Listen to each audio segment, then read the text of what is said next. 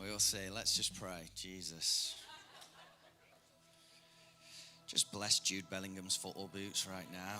In the name of Jesus. No, it's so good to be together today on what could be a special historic day. And I'll try not to get too many football references in today. But as Lou said, my name's Nathan. I'm one of the campus pastors here with my wife, Debbie. And it's so great we get to be together. If this is your first time at Icon Church, then I want to give you a huge welcome again. So come on, church, let's welcome everyone again. So great to be together today. And just want to mention about tonight, because something historic is happening tonight. 9 people are getting baptized in this place tonight, which is going to be really special. This morning, 4 people are getting baptized in our Stocksbridge campus as well, which is amazing, so powerful. And so I want to encourage you, come back tonight, because baptism isn't just an individual thing. It's actually us welcoming people into the family of believers. It's us saying welcome home to every single person who will be baptized tonight. And don't worry, because I am a football fanatic, they will be done very quickly, but properly. No. Anyone seen Nacho Libre? Why am I getting that? But no, tonight's going to be a real special time together, real celebration. So can I encourage you, come back, and if you want to go and watch the football elsewhere, you'll have time. But if you want to stick around, we'll have the football on the big screen afterwards, and we'll be watching that. But come on, let's pray. Lord Jesus, we thank you for this morning. We thank you that you are here. We just take a moment. We acknowledge your presence right here with us. So we pray, would you speak to us? In Jesus' mighty name. And everyone said, amen. Why don't you take 30 seconds, say hello to the people around you, give them a high five, a handshake, introduce yourself.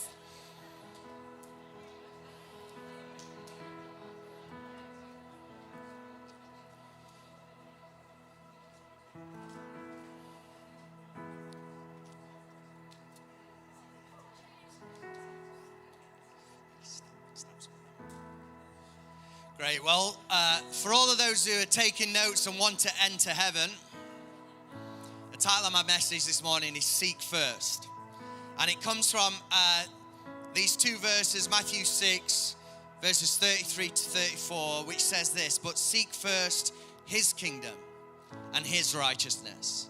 And all these things Jesus is talking about. Do not worry about what you'll eat, what you'll drink, what you'll wear. He says all of these things will be given to you as well. Therefore, do not worry about tomorrow, for tomorrow will worry about itself. Each day has enough trouble of its own. Joe's not just up here to make me sound amazing, but I thought we'd do an illustration. So you can stop playing the keys, Joe, and turn the pad off.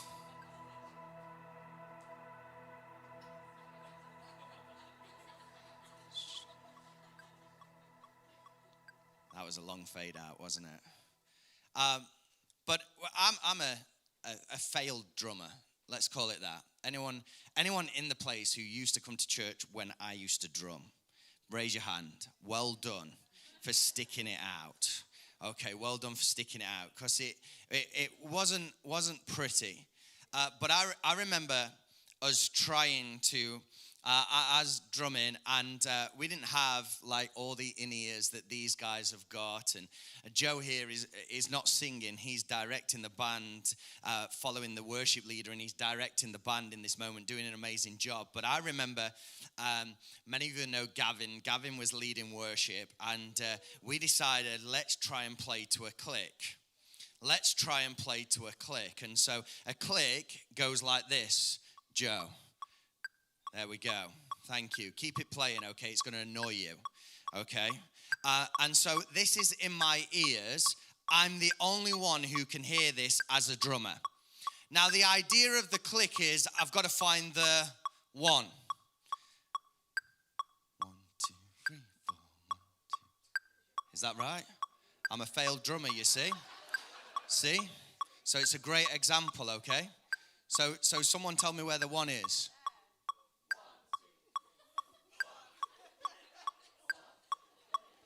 think you're wrong. I think I'm right. Keep playing the click so they can keep counting 1, 2, 3, 4. But that's the idea. You got to find the one. Now, as you can tell, I could never find the one.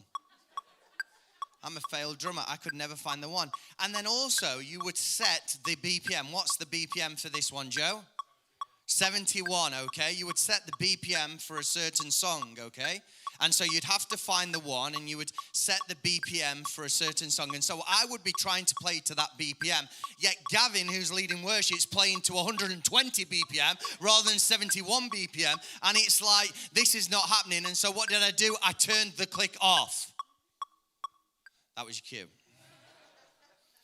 And the idea is to find the one. Thanks, Joe. You can turn that off now. Come on, give Joe a hand. Just like in those moments, I felt so anxious and tension in those moments of I couldn't find the one, and I'm trying to find the one, and trying to find the start, and I'm trying to find that. I guess for many of us, life can sometimes feel like that. We feel out of rhythm. Feel like we're out of rhythm. It can feel like chaos. We've even lost the one. Where's the first? My message today simply is to try and get us to get back into rhythm in our lives. To get back into rhythm, to determine what comes first. What is the first? Who's first in our lives? Because here's what God does. God takes chaos and he creates order. In 1 Corinthians 14 verse 33, it tells us that God is not a God of disorder, but of peace. I don't know if you need some peace today, but God can bring peace into your disorder. He can bring peace into your chaos. He's not a God of disorder, but he brings peace into that. And we see it happen in Genesis 1 at the beginning of creation, the first 2 verses. It says, in the beginning, God created the heavens and the earth. Now the earth was formless and empty, and there was chaos, and it was all happening, and darkness was over the surface of the deep, and the Spirit of God was hovering over the waters. It was hovering over the chaos. The Spirit is hovering over the chaos, and God, what God does with creation, he sets an order to that creation.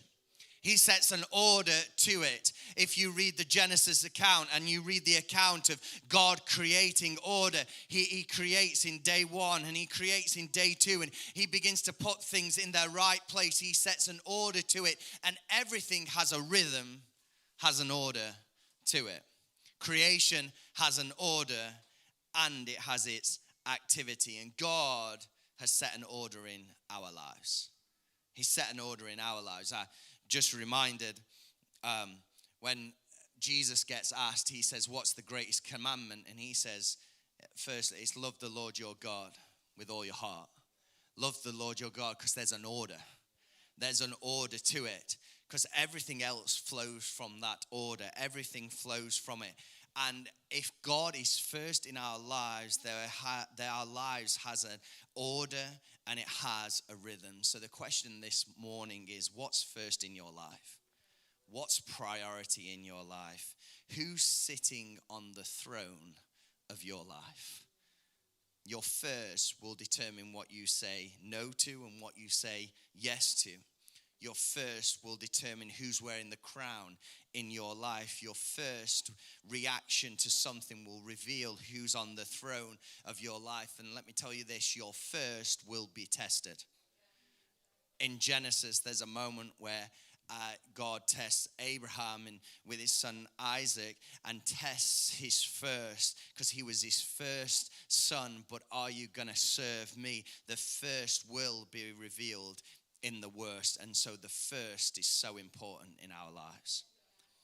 So what are you seeking first? The Navy SEALs have a saying. They say this, says, under pressure, you don't rise to the occasion, you sink to the level of your training. It's really powerful. Under pressure, you don't rise to the occasion, you sink to the level of your training. And the first thing that's going to happen is what you prioritize. And so for us, we're not going to just rise to an occasion, but actually we're going to live our lives in the order that we place it.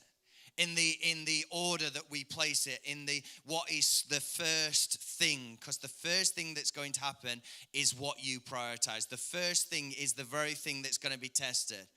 And it's why the first and foremost, we are here to seek Jesus. When we gather as church, there are three main things that we want to do. First and foremost, we're worshiping Jesus. That's it. First and foremost, we're here to worship Jesus, okay? So, turn up and worship Jesus. Come, I'm not having a go at anyone. Let me do it with a smile. Turn up on time. Be on time. Why? Because first and foremost, we're here to worship Jesus. We're here to worship him. Don't miss the praise song. No, the praise song's really important.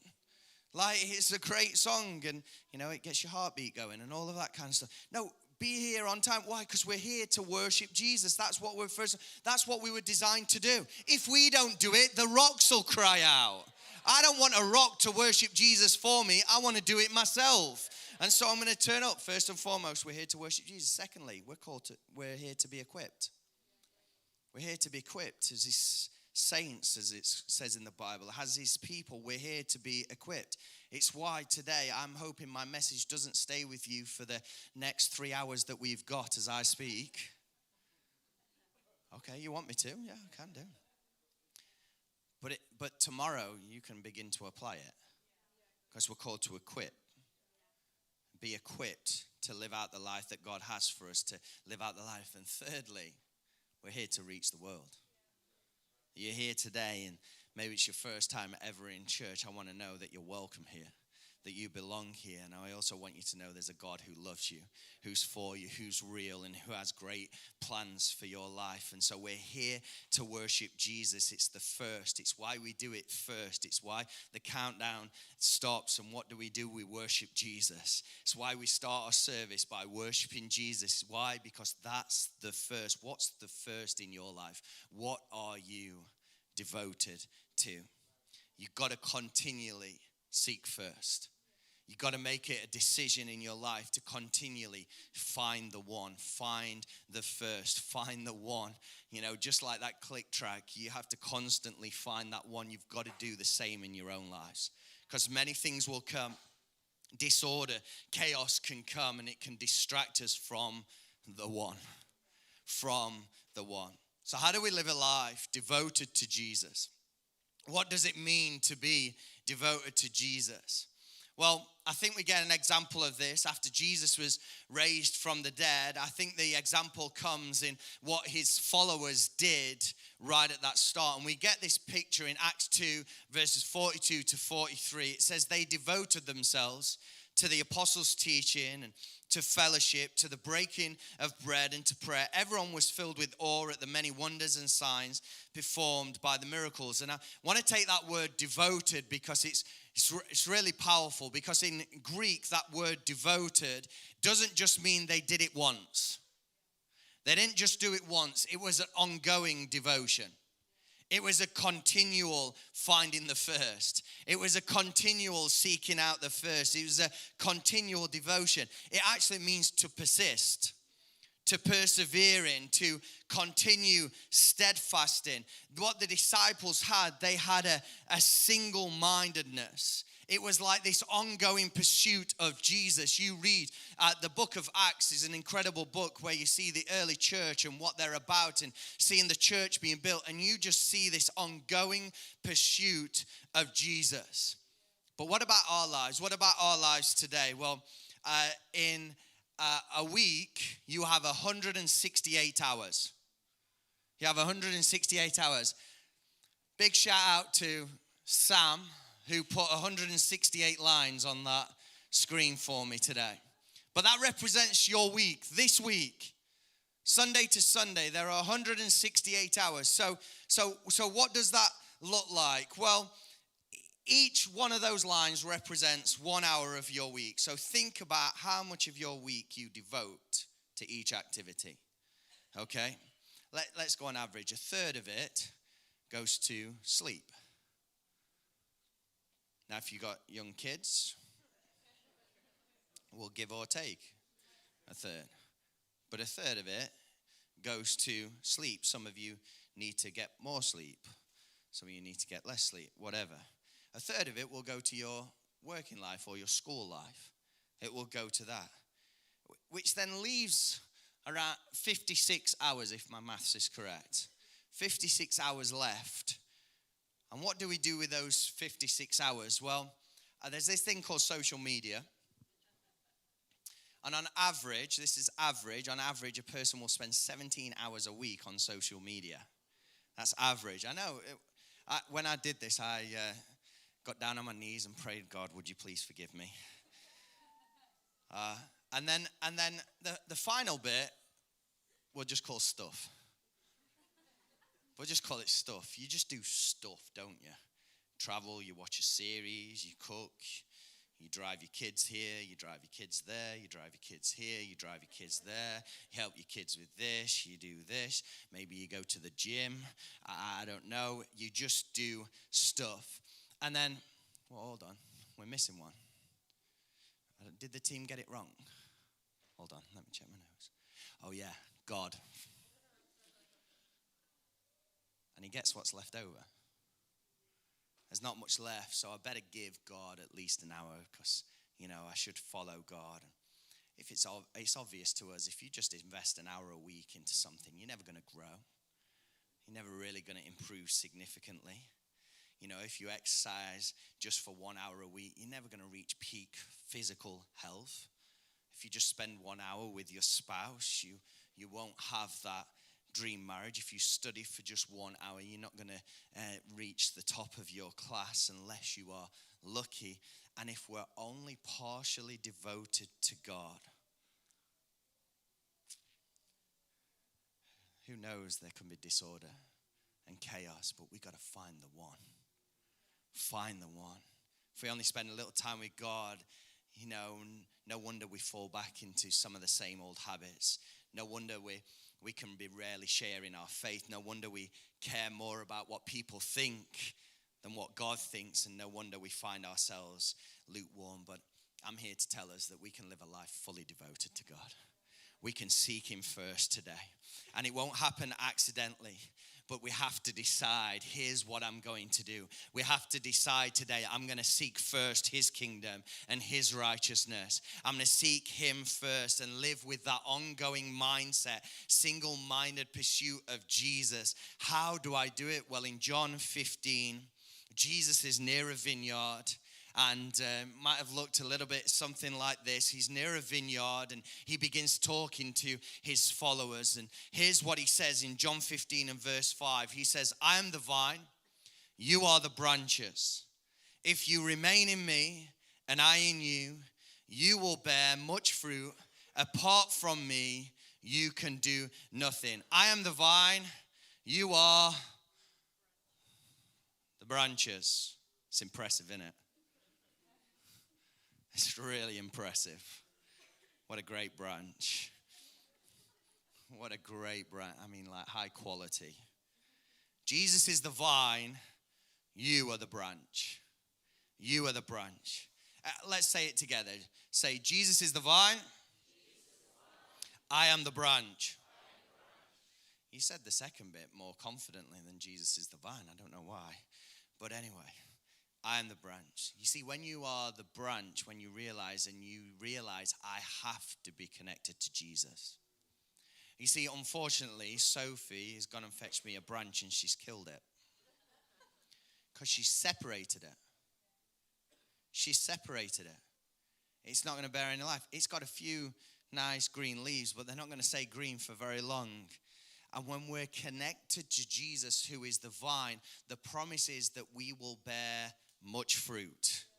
That we will bear much fruit. Not if I just connect occasionally or if I just connect. No, I want to bear much fruit. And so what I have to do is I have to realize I'm a branch and I've got to seek after the one who is the vine, who's gonna help me to bear much fruit. Much of that fruit is love. It's joy. It's peace. It's patience. It's kindness. Like, I don't know. We need more people to be kind in our world. I got in a car accident yesterday. Someone crashed into the back of me. And like in a van, your first response, can I be honest, my first response was not kindness. Okay? Because all I'm thinking about is, oh no, I can't be dealing with this. Can't be doing with this. I was on my way to football. I had Zion in the car. I had Liam the pledge in the car as well. And we'd stopped like at lights, and I was just having a sip of coffee, and bang, hit me. I got no coffee over me. Liam the pledge, by the way. Poor lad. And his clothes are probably still stinking of coffee right now. But like, I got out the van, and I saw how visibly shook up the lad was who'd crashed in the back of me. And do you know what came out of me? Kindness. I gave him a hug. Like it was a side hug, because I only do side hugs. Okay, but I gave him a hug. Like, and then I thought about it afterwards. I thought, how weird am I? But we need more kindness. But to do that, I've got to be connected to the vine. Kindness, goodness. I want to be good, faithful, self-control. It all comes. It's living this life. It's the highest calling that we get to live this life. It's the example that we get to be. It's as we seek him first and we decide, you know what, I'm going to seek after him first. And we get that order right and we find the one. We get connected and we bear much fruit in our life. And for many of us, life can sometimes feel empty. And it used to feel empty. But as I connected to the vine, all of a sudden fruit began to happen. Oh, let me tell you, life wasn't rosy. It wasn't great. I got in a car accident yesterday. Things happen. But guess what? We can still bear much fruit. We can still live a good life. And it starts to be full of our life starts to be full of what matters most and what lasts in our lives. In those verses, it uses one word as Jesus is speaking about the vine and the branches. It has this one word that appears 11 times. All right? So we're going to do a quiz this morning. 11 times. I want you to find it, but all I'm going to do is read one verse. Okay? It says this: remain in me as I also remain in you. No branch can bear fruit by itself. It must remain in the vine. Neither can you bear fruit unless you remain in me. Oh, they bolded it for you. Anyone got the word? Remain. That Greek word is translated remain. It's mene. It means to abide. It means to live in. It means to dwell in. It isn't just a 1 hour a week duty to God. It's a no, I'm connected to the vine every single day, every single moment. I'm walking into a business meeting. God, would you help me in this business meeting? I'm walking into the gym. God, would you help me do a personal best today? I don't know. I'm walking into my family home. God, would you help me to be a great dad today? Would you help me to be a great mom? Would you help me to be a great employee? Would you help me in my schoolwork? Would you, it's abiding in God. It's seeking him first. It's giving him the first. It's a fully devoted. It's an all-in. It's a devotion to the one who matters most. It's a devotion to the one who matters most. And to state the obvious, the branch needs the vine. If you don't stay connected, it just becomes this like dead limb. It loses its life source. It won't get its nutrients. It won't bear fruit. And it breaks a lot easier. Unless you're Sophie and you can just break it anyway. Super strong. Jesus is the vine. You are the branch. So my simple encouragement to you today is this: be the branch. Just be the branch. Seek him first. I will seek first the one who matters most. Just be the branch. How do we do this? Well, I'm just going to get super practical with us today. Is that all right? To seek him first, to be the branch, you've got to have what I call a game plan. I'm currently managing Zion's football team, and they're going from playing 7-a-side to 9-a-side. I've played 7-a-side football, And I've played 11-a-side football, but I've never played 9-a-side football. And so all of a sudden, I'm trying to come up with new game plans on how to play 9-a-side football because it's different to both of those. There are some elements that are same, some that are different. So my YouTube history is really boring. 9-a-side formations. But I want to have a game plan for the kids so they can enjoy it the most, so they know what they're doing, so they can actually learn and grow. And we have to have the same. To seek him first, we've got to have a game plan. Here, I'm going to give you 3 things. Time, place, plan. Time. Pick a time to seek him. In your everyday, pick a time to seek him. Pick a time. It could be before the kids get up. It could be when the kids have gone to school. It could be before the gym. It could be as I go to grab a coffee. It could be any time. I pick a time. Then pick a place. Pick a place. No, some people will have like thinking chairs. Well, have a devotion chair. Don't mean you have to get a new chair, just rename it. Okay. But like it could be a chair. It could be as you on your way to work. Oh, I've got 30 minutes. This is that time. This is that place in my car. I'm going to worship him. I'm going to pray to him. I'm going to seek after God. It could even be while you're in the bathroom.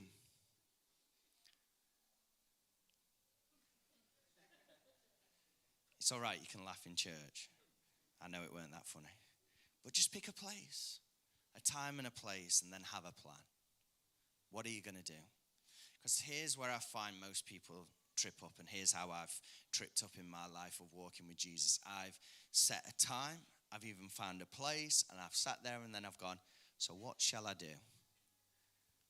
What shall I do? No, have a plan. Now I have a prayer list. I have a prayer list. I have about 8 things on my prayer list. And I just pray through them. Pray over many different things. I'll have a prayer list. I start it out with a song of worship, and I'll do that.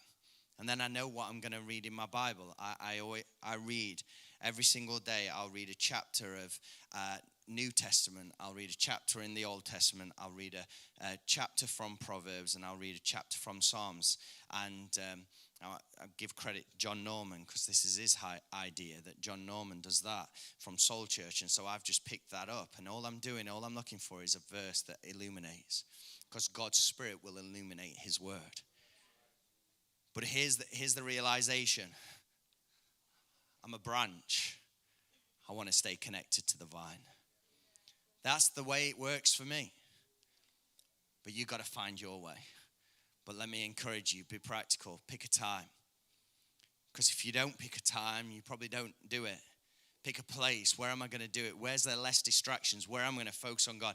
And pick a plan. Here's what I'm going to do. I'm going to journal. I'm going to listen to a podcast, worship, prayer list, whatever it may be for you. Because there are 168 hours this week. Can we put the 168 hours up? Thanks, team. 168 hours this week. And we get that chance to seek him first. To seek him in our life, to find the one, to find the moment, to talk to God, to listen to God, to align our hearts to what lasts, to seek Jesus first. And when we do that, something changes in our life. Something happens. It changes our hearts. Our desires begin to change. And all of a sudden, we begin to bear much fruit. We hear from him. He directs our steps. He'll speak to you. He'll give you words to even encourage other people. He'll give you wisdom. And God doesn't get what's left over. Actually, I'm going to determine and decide today that he is first. I'm going to seek him first.